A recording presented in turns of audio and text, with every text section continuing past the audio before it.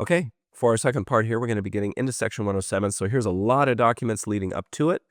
For summaries, we are still in 1834, and on the 28th of November, we get a meeting where the High Council meets up with two cousins by the name of John and Joseph Tibbets. They're from Lewis, New York, and there's a branch in Lewis, New York.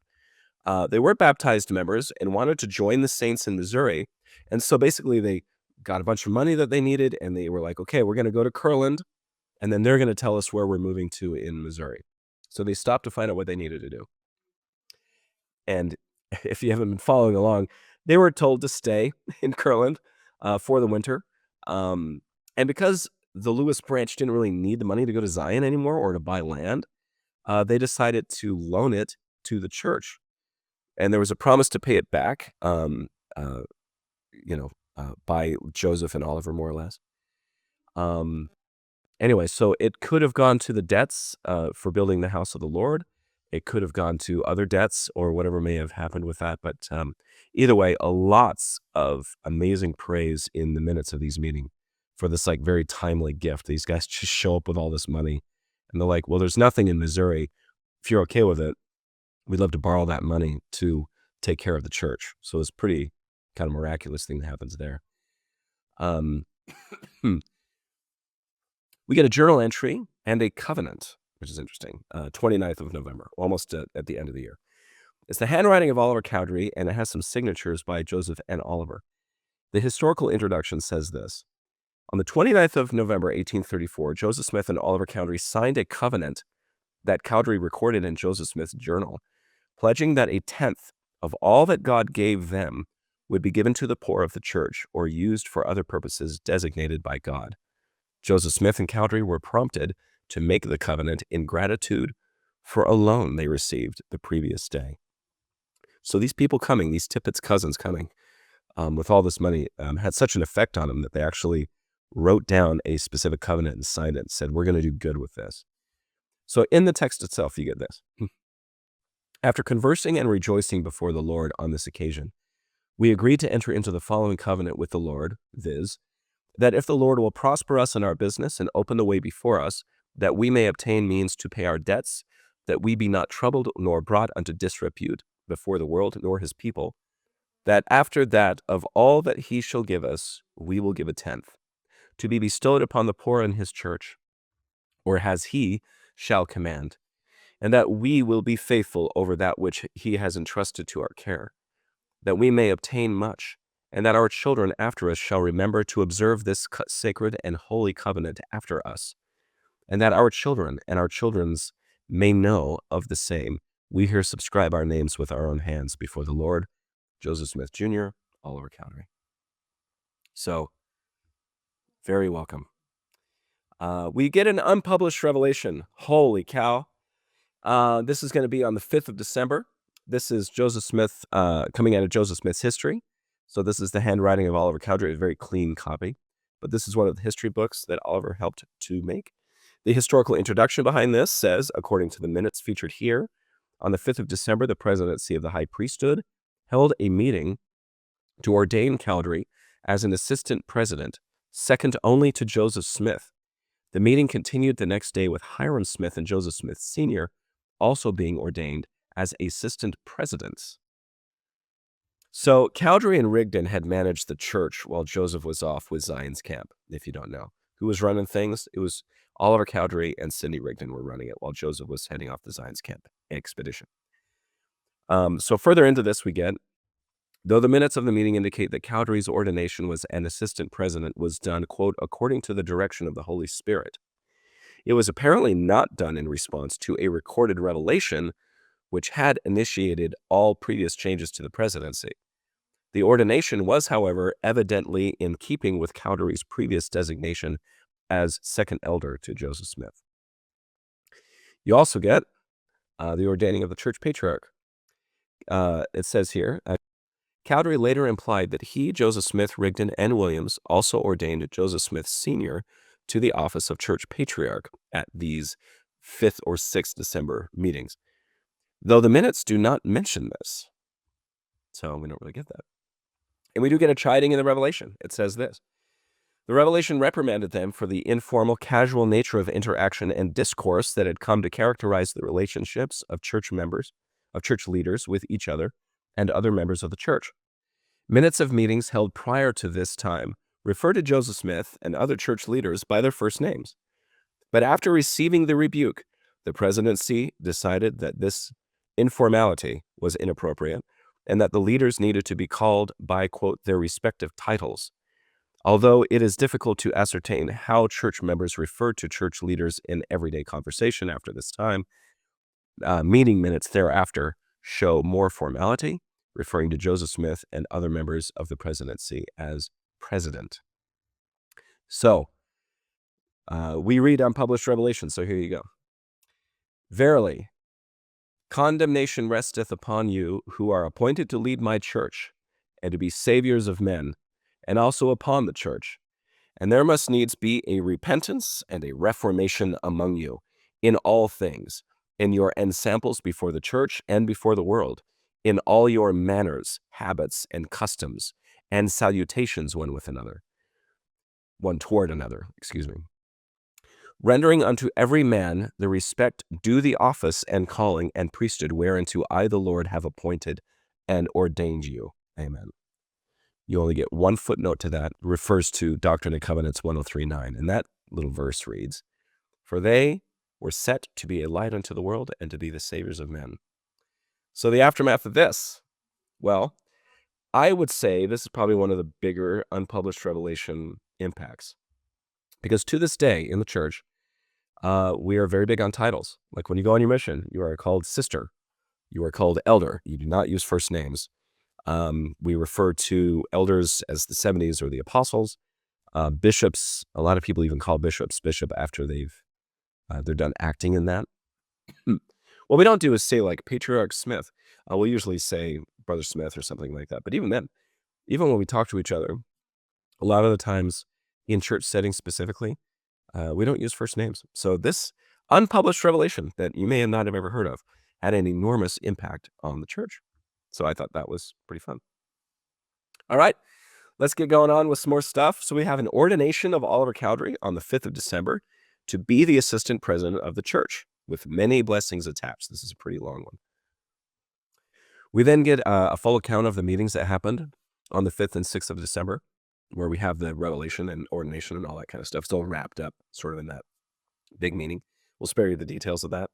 We also get a blessing from Joseph Sr. to his son on the 9th of December, recorded in a new patriarchal blessing book. And Oliver Cowdery did the handwriting of this. So this is 3 days after being ordained as the patriarch. And what happened is Joseph Sr. called his family to him to give blessings. They were arranged according to their age, and then they had a feast. So it's quite a special family occasion. And this included spouses, by the way, just if that's not clear. Anyway, and we get some issues with the recorded blessings. It says in an 1835 letter, Edward Partridge wrote about the recording of his own patriarchal blessing from Joseph Smith Sr. Partridge noted that the blessing was not delivered and written sentence by sentence, but that Smith delivered them as fast as he naturally speaks. That in the meantime, Partridge continued, the heads were sketched down, and they had to be filled out from memory. This blessing and the others given on the 9th of December represent some of the few early blessings from Joseph Smith Sr. for which a record exists. According to an 1859 history of the patriarchal blessing book, quote, a considerable number of blessings which were given by that patriarch were not recorded through negligence of the scribes, unquote. So Joseph Sr. wasn't really used to having somebody scribe his words, so he just was like, he just kind of went for it. But anyway, kind of a fun thing. And from that, we get a patriarchal blessing to Joseph, which is very beautiful. We get a patriarchal blessing to Emma Smith, which is gorgeous. If you get a chance, read that. And there's a lot of very heartfelt and personal things in there. So really fun. We then, after that, we get a deed from Leonard and Keziah Rich on Christmas Eve. So that transfers land to the church. We get a meeting on the 28th of December. So this is 3 days after Christmas. That was going to help resolve a couple of financial disputes between certain members of the church. Oliver Cowdery came down pretty hard on the meeting members and said, you got to use proper titles, okay, because we just had a revelation about that. After this, we get a letter to Oliver Cowdery in December sometime, which is published in the Messenger and Advocate. And this open letter reads like Joseph Smith history, really. It includes discussing his early life, stopped short of anything other than defending his character and being a person with self-control and respect in response to a lot of anti-Mormon publications at the time. So he doesn't get into like the first vision, and he doesn't get into the Book of Mormon. But he does say, like, this is how I was raised. This is where I'm from. Stop going to my hometown and making a crap about me. So there you go. And thus ends 1834. That is huge. Now, our new one, this is the biggest year yet for the Joseph Smith papers. We have 161 documents in 1835 that still exist today. Most of these are actually blessings given to various members of the church, and they were written down as part of meeting minutes. So quite frankly, I'm going to skip most of that because it's a blessing of a calling, and it's kind of rinse and repeat for a lot of it. And for the sake of time, we just can't go through all those things. So some summaries. We're now in 1835. We'll start with a meeting on the 18th of January where the council heard a case about a group from Bolton, New York, who wanted to go to Missouri, or if they should stay in Kirtland. There's only a reference to John Tanner, who is a wealthy member who winds up having a massive influence on the church to this day, I might add. John Tanner, there was actually a film made about him that the church produced, was a very wealthy man, had a very miraculous experience where he was healed. And his funds probably kept the church from going into bankruptcy, kept the Kirtland Temple in the possession of the church while they were still there. He was a major figure, lost almost everything because he gave and gave and gave so much to the church. His son, and Eldon Tanner, or maybe it was his grandson, I forget the relationship there, became an apostle and a member of the First Presidency. And my family, believe it or not, actually has some ties back to him in a manner of speaking. So yeah, kind of cool. So historical introduction for this says, according to a later account, Tanner sold his land in Bolton in fall of 1834, quote, preparatory to moving to Missouri in the coming spring. In December, he received an impression by dream of vision of the night that he was needed and must go immediately to the church in the West. On the 25th of December, he departed for Kirtland, arriving there in mid-January. So Merry Christmas. I'm out of here. So if you get a chance, there is a film about John Tanner. It's really amazing. I really like what they did with it.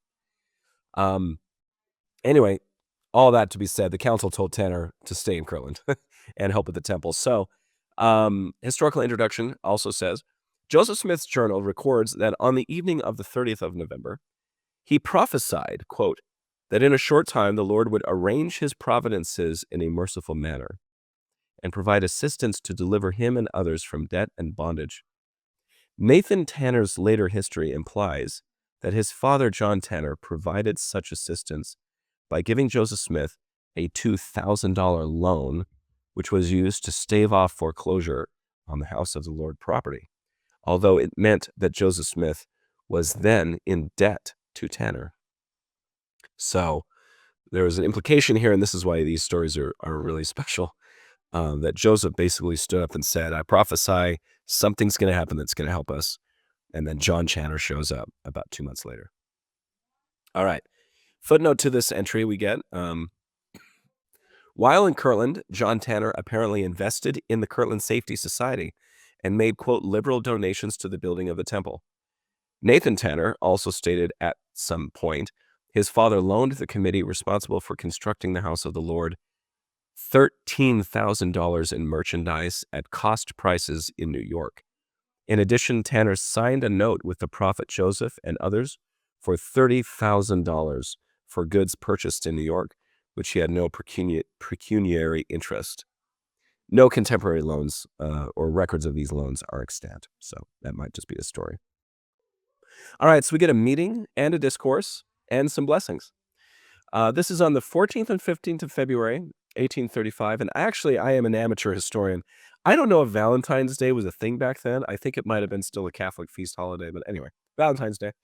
And they meet at a schoolhouse where Joseph Smith presided and called up Oliver Cowdery, David Whitmer, and Martin Harris. These are the three witnesses to the Book of Mormon to call the 12 apostles. So this is a big meeting. So we're going to pause here and dive in a little bit.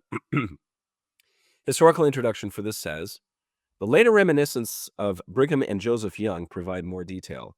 According to Brigham, while he and his brother were singing, Joseph Smith received a revelation declaring that 12 apostles were to be called, quote, from those who have been up to Zion, unquote.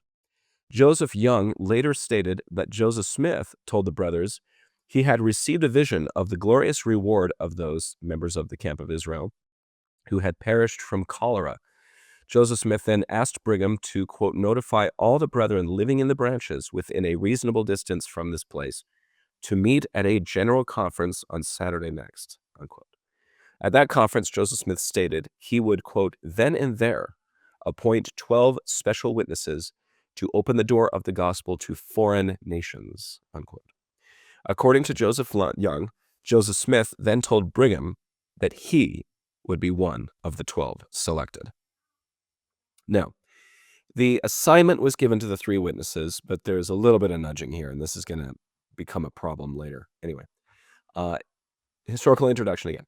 Although Joseph Smith's designation of Brigham Young was one of the apostles may have circumvented the process of having Cowdery, Whitmer, and Harris select the 12, it is likely that the 3 worked together with Joseph Smith to choose the apostles either before the February meeting or during a 1-hour recess that occurred during this session.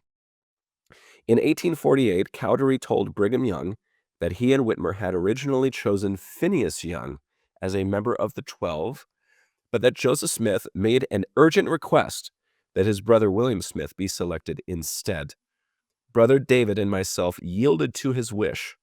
Cowdery told Brigham Young and consented for William to be selected. In an 1885 interview, Whitmer gave a similar account, explaining that he and Cowdery were appointed a committee to select the apostles, but that Joseph Smith, quote, insisted that his brother William Smith should be put in as it was the only way by which he could be saved, unquote. The actual selection process of the 12, then, was a likely collaboration between Joseph Smith, Cowdery, Whitmer, and Harris. I think that's being a little generous, but that's what you get from the historical introduction. And then you get the 12 ordained. So, according to Heber C. Kimball, the ordinations were performed by Cowdery, Whitmer, and Harris, and then confirmed by the presidency of the high priesthood. These accounts indicate that Joseph Smith was involved in at least some capacity with the actual ordinations, as were Cowdery, Whitmer, and Harris. So we get this from the minutes. After an appropriate and affecting prayer was made, the brethren who went to Zion were requested to take their seats together in one part of the house by themselves. President Smith arose and stated the reason why this meeting was called. It was this: God had commanded it, and it was made known to him by vision and by the Holy Spirit. Then he starts speaking about Zion's camp and the things that happened therein. And then we get this from the meeting minutes. He said God had not designed all this for nothing, but he had it in remembrance yet.